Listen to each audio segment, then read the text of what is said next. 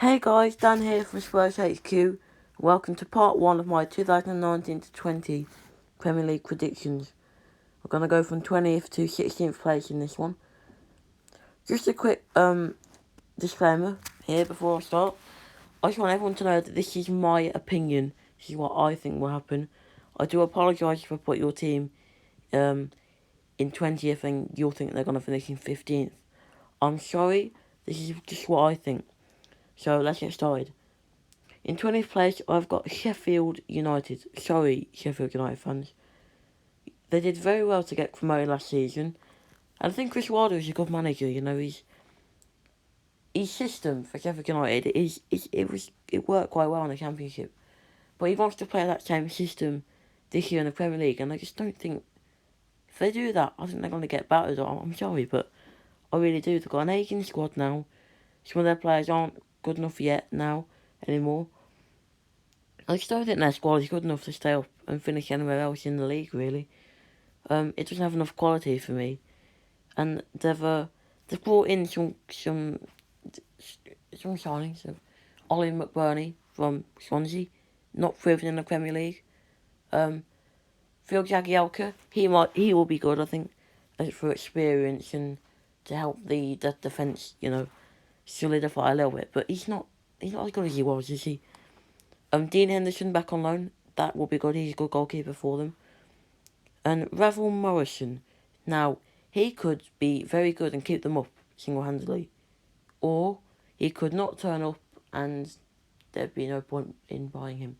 So, sorry Sheffield United, but finishing in 20th because I think the other 19 teams are just better than you. Just got better squads. So apologies there, but I have you to finish bottom. Moving on to 19th, I have another newly promoted team, Norwich City. They had a fantastic season last time, winning the Championship, playing great football, and I like their manager Daniel Farke. He's recruited well, brought in some very good Bundesliga talents into that team, and his tactics are very effective. Problem here, for me, is they're not going to be able to play that same brand of football that they did last year. They won't be able to set up the same way, because teams in the Premier League are just better defensively, they're more solid, they're just harder to beat, and that's a fact. The standard is better than the Championship. There isn't really enough Premier League experience in that squad, for me. Ralph Farman in goal, good player. I think he'll do well, make some big performances for them. And it's a bit of a surprising business that, but they got it done. Amadou from Sevilla, also on loan, he could be quite good for them, just to kind of sit in that midfield.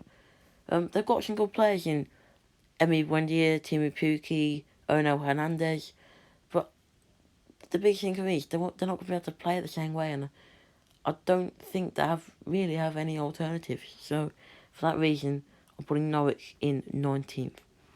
In 18th, rounding off the relegation spots, I've got Brighton. Last season they were terrible towards the end of it.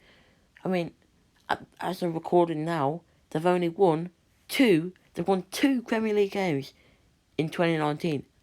2, which is just ridiculous, you know. And last season I thought they were gonna get relegated. I honestly did. They were playing like they didn't know how to play football, and they didn't look like a Premier League team. They looked like a League One team. I apologise, Brighton fans, but it's true. But Chris Hughton's gone now. They've brought in Graham Potter, which is a risk because he's never managed in the Premier League before, and he was at Swansea before, and guided them to a 10th place finish after they just got relegated.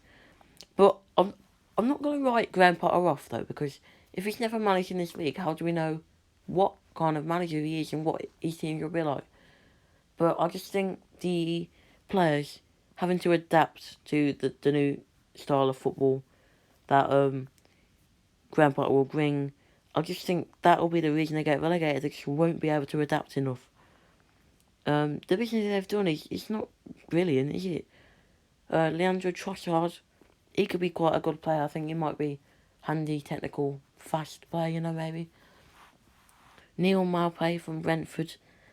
doesn't seem like the best option really, but you can't be relying on Glenn Murray to score all your goals because he's nearly like 35, I think, so he's getting on a bit. He won't be around for too much longer, I don't expect. It doesn't seem likely that they'll stay up to me, so they're going to round off the relegation zone in 18th. 17th place, just avoiding relegation, I've got Burnley. I like Burnley.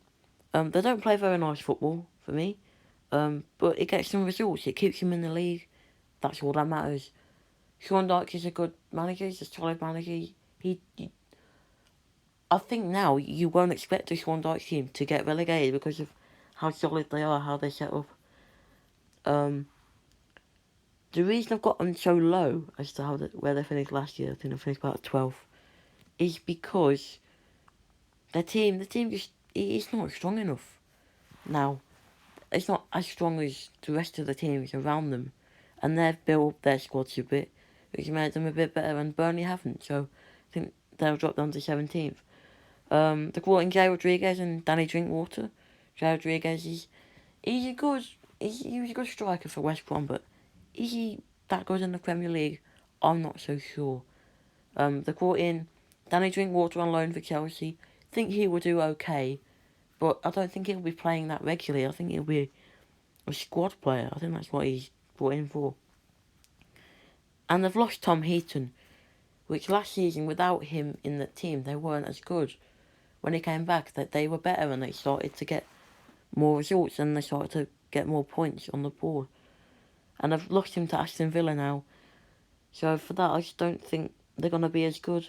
And they're going to drop down to 17th and just avoid relegation.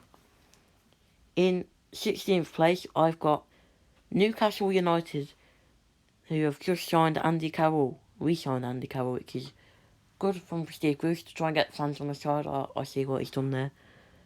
It wasn't good for Newcastle. They lost Rafa Benitez, Ayoze Perez, Rondon. They're really good attackers for them last year, and Rafa Benitez probably one of the best managers they've ever had in the modern era. But Steve Bruce has brought in some good players. Joelinton, similar to Rondon, I think. He's younger. He's got a bit of pace about him. Strong, good at holding up the ball, aerial threat.